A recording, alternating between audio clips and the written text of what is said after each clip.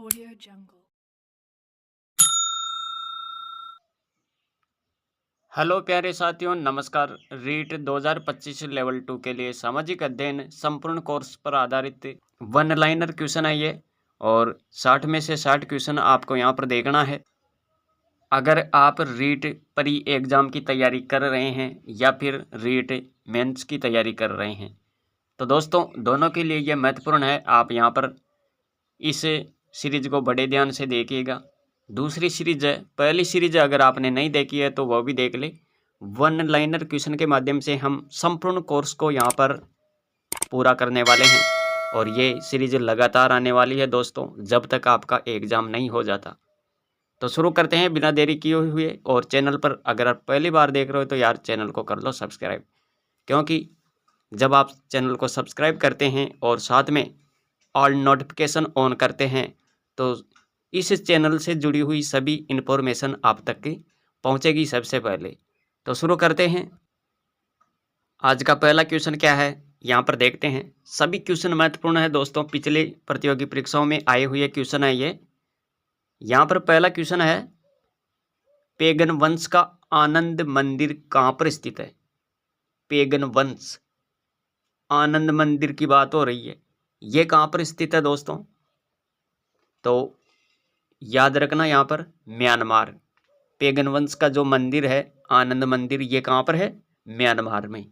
और ये क्वेश्चन पूछा गया था रीट एग्जाम में। दूसरा क्वेश्चन है, तराइन का युद्ध 1191 वाला किसने जीता? पृथ्वीराज चौहान ने। किसने जीता? पृथ्वीराज चौहान ने जीता दोस्तों। इसके बाद में देखो यहाँ पर अगला क्वेश्चन, तीसरा क्वेश्चन है, राजस्थान का कौन सा नृत्य रूप 2010 में यूनेस्को की अमूर्त सांस्कृतिक धरोहर सूची में सम्मिलित किया गया? वह कौन सा नृत्य है जो 2010 में यूनेस्को की अमूर्त सांस्कृतिक धरोहर सूची में सम्मिलित किया गया? कालबेलिया नृत्य। कालबेलिया नृत्य के बारे में आपको याद रखना है दोस्तों। और गुलाबों का संबंध कालबेलिया नृत्य से है, यह भी याद रखें। और चरी नृत्य, चरी नृत्य का संबंध है फल्गुबाई से, और चरी नृत्य किशनगढ़ से संबंधित है, और गुर्जर समाज के लोग इस नृत्य को करते हैं, चरी नृत्य को। तो इसके बारे में भी आपको ये याद रखना है दोस्तों। इसके बाद में बात करते हैं 4 नंबर का क्वेश्चन। देखो यहाँ पर क्वेश्चन है, संत मीराबाई के पति का नाम क्या था? यहाँ पर आपको बताना है संत मीराबाई के पति का नाम भोजराज।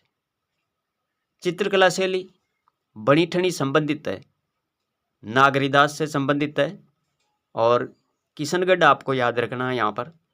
इसके बाद में 6 नंबर का क्वेश्चन है, चूरू जिले का ददरेवा गांव कौन से लोक देवता से संबंधित है? तो आप बताएंगे गोगा जी। खेजड़ली आंदोलन में अपने जीवन का बलिदान किसने दिया था? खेजड़ली आंदोलन में अपने जीवन का बलिदान किसने दिया था दोस्तों? तो यहाँ पर आप याद रखेंगे अमृता देवी को, अमृता देवी। 8वां क्वेश्चन है, पुस्तक आनंद मठ में वंदे मातरम किसने लिखा? पुस्तक आनंद मठ में वंदे मातरम किसने लिखा? बंकिम चंद्र चटर्जी। अगला क्वेश्चन, भारत के संविधान की प्रस्तावना में उल्लिखित हम भारत के लोग से क्या तात्पर्य है? हम भारत के लोग, हम भारत के लोग, इनसे क्या तात्पर्य है? यानी संप्रभुता भारत के लोगों में निहित है। 10वां क्वेश्चन है, क्वेश्चन अति महत्वपूर्ण है, भारत के संविधान के किस अनुच्छेद के अंतर्गत अस्पृश्यता को समाप्त किया गया? यह क्वेश्चन आया हुआ है पिछली परीक्षा में। भारत के संविधान के किस अनुच्छेद के अंतर्गत अस्पृश्यता को समाप्त किया गया? तो अनुच्छेद याद रखेंगे 17, अनुच्छेद 17। 11 नंबर का क्वेश्चन देखो यहाँ पर क्वेश्चन क्या है, ये रहा क्वेश्चन 11 नंबर का, भारत के संविधान के किस भाग में मौलिक कर्तव्यों को सन्निहित किया गया है? तो भारत का संविधान के कौन से भाग में मौलिक कर्तव्यों को सन्निहित किया गया है? भाग 4 का ए में। क्वेश्चन है, भारतीय संविधान का अनुच्छेद 25 किससे संबंधित है? अनुच्छेद 25 किससे संबंधित है? अंतःकरण की स्वतंत्रता तथा किसी भी धर्म के पालन, अभ्यास और प्रचार की स्वतंत्रता। 13 नंबर का क्वेश्चन देखो, राजस्थान अपने परिपूर्ण रूप में किस स्थिति को सामने आया? यहां पर क्वेश्चन पूछने का तरीका देखो इनका, राजस्थान अपने परिपूर्ण रूप में किस स्थिति को सामने आया? तो दोस्तों याद रखना 1 नवंबर 1956। 14 नंबर का क्वेश्चन है, सामाजिक अध्ययन का शिक्षण किया जाता है। सामाजिक अध्ययन का शिक्षण अरे माध्यमिक स्तर पर किया जाता है दोस्तों। अगला क्वेश्चन यहां पर देखिए, शिक्षा में उद्देश्यों का वर्गीकरण दिया गया BS ब्लूम द्वारा। किसके द्वारा दिया गया? अरे शिक्षा में उद्देश्यों का वर्गीकरण किसने दिया? BS ब्लूम द्वारा। याद रखना यहां पर। और पाठ्यक्रम के क्षेत्र में शामिल है, क्या शामिल है? विद्यालय की आंतरिक क्रियाएं और विद्यालय की बाह्य क्रियाएं दोनों। सामाजिक अध्ययन की पाठ्य पुस्तक किसके अनुरूप होनी चाहिए? सामाजिक अध्ययन की पाठ्य पुस्तक किसके अनुरूप होनी चाहिए? तो विद्यार्थी के अनुरूप होनी चाहिए दोस्तों। ये सामाजिक अध्ययन की अध्यापिका कक्षा में चुनाव की क्रमिक बता रही है, तो वह प्रविधि का प्रयोग कर रही है, वह क्या है? तो दोस्तों याद रखना कथन। कौन सी प्रविधि है? कथन प्रविधि है दोस्तों। सामाजिक अध्ययन के शिक्षक को बल देना चाहिए, किस पर बल देना चाहिए? सामाजिक अध्ययन के शिक्षक को तो विद्यार्थियों की सामाजिक मुद्दों के प्रति चिंतन शक्ति के विकास पर, इस पर बल देना चाहिए। 20 नंबर का क्वेश्चन है दोस्तों, और क्वेश्चन क्या है? सामाजिक अध्ययन की शिक्षण में ऐतिहासिक स्थलों का भ्रमण उपयोगी है। सामाजिक अध्ययन के शिक्षण में ऐतिहासिक स्थलों का जो भ्रमण किया जाता है, क्यों उपयोगी है, किसके लिए उपयोगी है? तो याद रखना यहाँ पर विषय के प्रति रुचि उत्पन्न करने में, प्रत्यक्ष सूचना प्रदान करने में और विषय वस्तु की बेहतर समझ के लिए। इसलिए सामाजिक अध्ययन के शिक्षण में ऐतिहासिक स्थलों का भ्रमण उपयोगी है दोस्तों। यहाँ पर देखो ब्लूम की पाठ्य योजना किस पर आधारित है? तो ब्लूम की पाठ्य योजना किस पर आधारित है? उद्देश्यों पर आधारित है। परियोजना एक ही उद्देश्यपूर्ण कार्य हैं जो संलग्नता के साथ सामाजिक वातावरण में किया जाता है। यह कथन किसका है? तो दोस्तों याद रखना यह कथन है किलपेट्रिक का। 23 नंबर का क्वेश्चन है, और क्वेश्चन क्या है? सामाजिक अध्ययन में कौन सी परीक्षा छात्रों के स्वतंत्र चिंतन के मूल्यांकन का अवसर प्रदान करती है? निबंधात्मक प्रकार की जो परीक्षा होती है, ये आप याद रखेंगे। यहाँ पर सामाजिक अध्ययन में कौन सी परीक्षा छात्रों के स्वतंत्र चिंतन के मूल्यांकन का अवसर प्रदान करती है? तो निबंधात्मक प्रकार की जो परीक्षा होती है, ये आपको याद रखना है। 24 नंबर का क्वेश्चन देखो, और क्वेश्चन क्या है? किस आंतरिक राष्ट्रीय राजमार्ग के द्वारा नदी में सदिया से दुबरी को जोड़ा जाता है? सदिया से दुबरी को जोड़ा जाता है तो राष्ट्रीय राजमार्ग संख्या 2। 2011 की जनगणना के अनुसार भारत में पुरुष साक्षरता दर कितनी थी? 82.14%। 26 नंबर का क्वेश्चन देखो, भारत में शीतकालीन वर्षा कहाँ से उत्पन्न होने वाले चक्रवातों का परिणाम है? भारत में शीतकालीन वर्षा कहाँ से उत्पन्न होने वाले चक्रवातों का परिणाम है? भूमध्य सागर। 27 नंबर का क्वेश्चन, और क्वेश्चन क्या है? सिंधु गंगा के मैदान में जहां से आंतरिक प्रवाह पुनः प्रकट होती है, स्थानीय रूप से जानी जाती है। तराई प्रदेश। सिंधु गंगा के मैदान में जहां से आंतरिक प्रवाह पुनः प्रकट होता है, स्थानीय रूप में जाना जाता है तराई प्रदेश।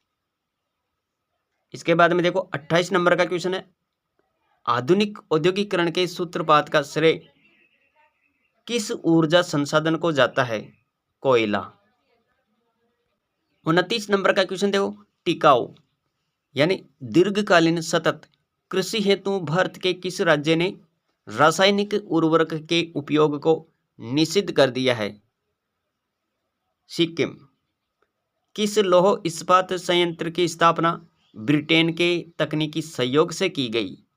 तो यहाँ क्या याद रखेंगे दोस्तों? अरे दुर्गापुर इस्पात संयंत्र याद रखना यहाँ पर। 31 नंबर का क्वेश्चन देखो दोस्तों, वीडियो को लाइक नहीं किया तो लाइक कर दीजिए। कौन सी नदी उत्खात भूमि के लिए कुख्यात है? क्वेश्चन जबरदस्त है। कौन सी नदी उत्खात भूमि के लिए कुख्यात है? चंबल नदी। याकुत जनजाति का आवास है। याकुत जनजाति, अरे उत्तरी साइबेरिया की है दोस्तों ये याकुत जनजाति। इसके बाद में देखो यहाँ पर 33 नंबर का क्वेश्चन है। घग्गर का मैदान अवस्थित है। घग्गर का मैदान अवस्थित है गंगानगर हनुमानगढ़ जिलों में।